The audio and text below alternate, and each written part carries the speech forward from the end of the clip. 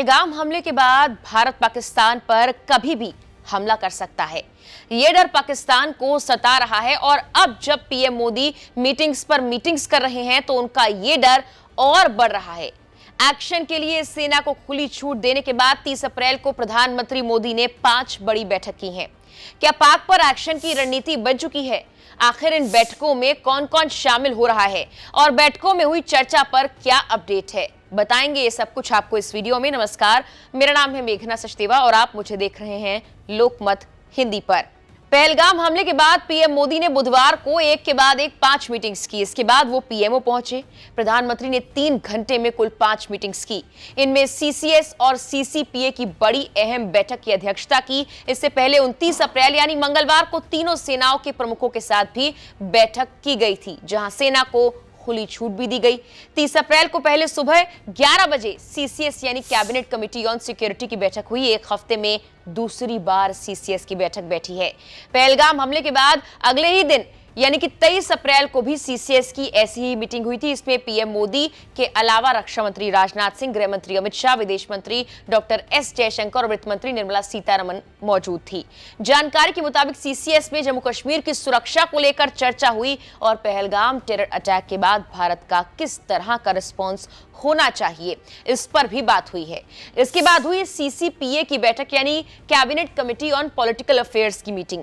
यह मीटिंग भी सुबह 11:20 पर हुई। सीसीपीए को सुपर कैबिनेट कहा जाता है क्योंकि इसमें यूनियन कैबिनेट के टॉप मिनिस्टर्स मौजूद होते हैं। गौर करने वाली बात तो यह है कि आखिरी बार सीसीपीए 2019 में मिली थी, जब भारत पर पुलवामा हमला हुआ था और इसी सीसीपीए की मुलाकात के बाद बालाकोट की एयर स्ट्राइक को अंजाम दिया गया था। अब जब सीसीपीए पहलगाम हमले के बाद मिल रही है, इससे संकेत मिलते हैं कि कुछ ना कुछ बड़ा जल्द होने वाला है। तीसरी मीटिंग भी बुधवार को हुई सीसीईए यानी cabinet committee on economic affairs की।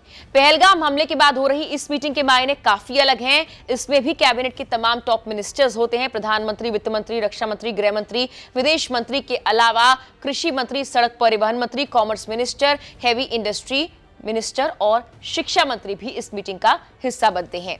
12:30 बजे दोपहर में मोदी कैबिनेट की बैठक हुई। आम दिनों में ये बैठक होती रहती है, लेकिन पहलगाम हमले को देखते हुए ये बैठक काफी महत्वपूर्ण है। सारी मुलाकातें काफी महत्वपूर्ण हो जाती हैं। इसके बाद प्रधानमंत्री साउथ ब्लॉक में अपने दफ्तर गए और वहां वॉर रूम में भी उन्होंने एक महत्वपूर्ण बैठक की। इसके अलावा सिंधु जल समझौते पर गृह मंत्री अमित शाह ने भी एक अहम बैठक की है। मंगलवार को भी इस तरह से एक मीटिंग हुई थी और उस मीटिंग की तस्वीरों ने पाकिस्तान को एक बड़ा सदमा दिया। पाकिस्तान में मंगलवार रात से ही चर्चा इस बात की है कि अगले 24 से 36 घंटों के अंदर भारत एक बड़ा हमला करने की प्लानिंग कर रहा है। यहाँ तक कि पाकिस्तान के सूचना मंत्री अताउल्ला तरार ने मंगलवार वाली मीटिंग के बाद देर रात करीब 2 बजे प्रेस कॉन्फ्रेंस में दावा कर डाला कि उन्हें यह जानकारी मिल गई कि भारत अगले 24-36 घंटों में हमला कर सकता है।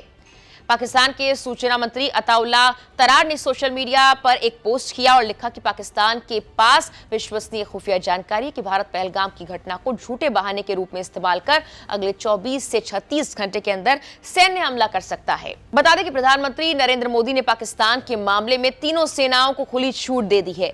उन्होंने तीनों सेना प्रमुखों से कह दिया है कि वो तरीका, टाइम और टारगेट खुद तय करें। अब ये भी समझिए कि इससे पहले जब पीएम ने सेना को इस तरह खुली छूट दी है तो पाकिस्तान की कमर टूट गई है, उस पर बड़ा एक्शन हुआ है।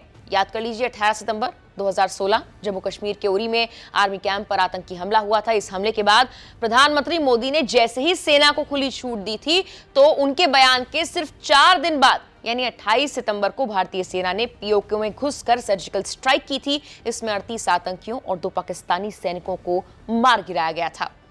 ये महज एक उदाहरण नहीं है। ऐसे ही 2019 की बात आप याद कर लीजिए। पुलवामा में सीआरपीएफ जवानों की बस पर जब अटैक हुआ था, पीएम ने यह कहा था कि सेना को खुली छूट दे दी गई है। इस बयान के भी 11 दिन बाद यानी 26 फरवरी को इंडियन एयरफोर्स ने पाकिस्तान के बालाकोट में एयर स्ट्राइक की थी, जिसमें 300 से ज्यादा आतंकी मारे गए थे।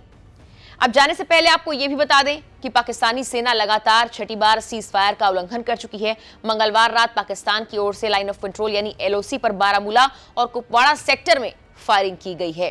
पाकिस्तानी सेना ने इंटरनेशनल बॉर्डर पर परगवाल सेक्टर में भी गोलीबारी की। भारतीय सेना ने जवाबी कार्रवाई करते हुए हल्के हथियारों से फायरिंग की। फिलहाल किसी तरह के जानमाल के नुकसान की जानकारी नहीं मिली है।